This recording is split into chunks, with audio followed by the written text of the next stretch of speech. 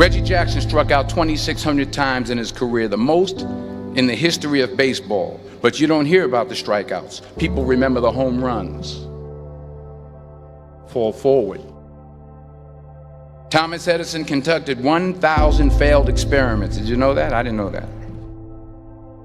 Because the 1,001st was the light bulb. Fall forward. Every failed experiment is one step closer to success. You've got to take risks, and I'm sure you've probably heard that before, but I want to talk to you about why that's so important. You will fail at some point in your life. Accept it. You will lose. You will embarrass yourself. You will suck at something. There's no doubt about it.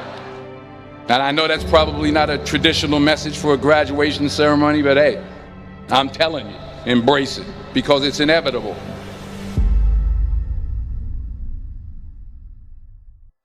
In the acting business, you fail all the time. Early on in my career, I auditioned for a part in a Broadway musical. Perfect role for me, I thought, except for the fact that I can't sing. I didn't get the job. But here's the thing. I didn't quit. I didn't fall back. I walked out of there to prepare for the next audition, and the next audition, and the next audition. I prayed. I prayed. And I prayed. But I continued to fail, and fail, and fail. But it didn't matter, because you know what? There's an old saying, you hang around the barbershop long enough, sooner or later you're going to get a haircut. So you will catch a break, and I did catch a break. Last year, I did a play called Fences on Broadway. But here's the kicker. It was at the Court Theater. It was at the same theater that I failed that first audition 30 years prior. The point is, every graduate here today has the training and the talent to succeed. But do you have the guts to fail? If you don't fail, you're not even trying. I'll say it again. If you don't fail, you're not even trying. To get something you never had, you have to do something you never did. Imagine you're on your deathbed, and standing around your deathbed are the ghosts representing your unfulfilled potential. The ghost of the ideas you never acted on. The ghost of the talents you didn't use. And they're standing around your bed, angry, disappointed, and upset. They say, we came to you because you could have brought us to life, they say. And now we have to go to the grave together. So I ask you today, how many ghosts are going to be around your bed when your time comes?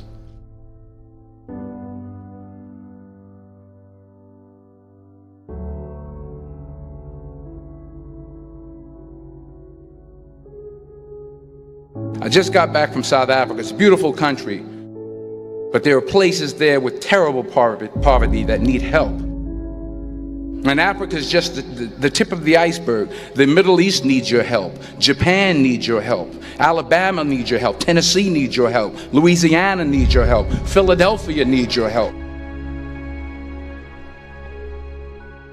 The world needs a lot, and we need it from you. We really do. We need it from you young people. I mean, I'm not speaking for the rest of us up here, but I know I'm getting a little grayer. We need it from you, the young people, because remember this. You got to get out there. You got to give it everything you got, whether it's your time, your talent, your prayers, or your treasures. What are you going to do with what you have? I'm not talking about how much you have. Some of you are business majors. Some of you are theologians, nurses, sociologists. Some of you have money. Some of you have patience. Some of you have kindness. Some of you have love. Some of you have the gift of long suffering. Whatever it is, whatever your gift is, what are you going to do with what you have? All right, now here's my last point about failure. Sometimes it's the best way to figure out where you're going. Your life will never be a straight path. I began at Fordham University as a pre-med student. I took a course called cardiac morphogenesis. I couldn't read it, I couldn't say it, I sure couldn't pass it. So then I decided to go into pre-law, then journalism. And with no academic focus, my grades took off in their own direction. I was a 1.8 GPA, and the university very politely suggested that it might be better to take some time off. I was 20 years old, I was at my lowest point. And then one day, and I remember the exact day, March 27th, 1975, I was helping my mother in her beauty shop. My mother owned a beauty shop up in Mount Vernon. And there was this older woman who was considered one of the elders in the town. And I didn't know her personally, but I was looking in the mirror, and every time I looked at the mirror, I could see her behind me, and she was staring at me. She just kept looking at me. Every time I looked at her, she kept giving me these strange looks. So she finally took the dryer off her head and she said something I'll never forget. She said, "Young boy, I have a prophecy, a spiritual prophecy." She said, "You are going to travel the world and speak to millions of people."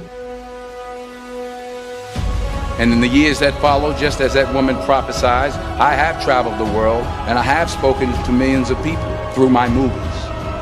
Millions who up till this day couldn't see me, who up till this day I couldn't see while I was talking to them, and they couldn't see me, they could only see the movie. They couldn't see the real me. But I see you today, and I'm encouraged by what I see. And I'm strengthened by what I see.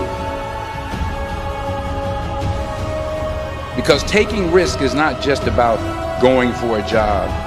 It's also about knowing what you know and what you don't know. It's about being open to people and to ideas. The chances you take, the people you meet, the people you love, the faith that you have, that's what's going to define you. Never be discouraged. Never hold back. Give everything you got. And when you fall throughout life, remember this: fall forward.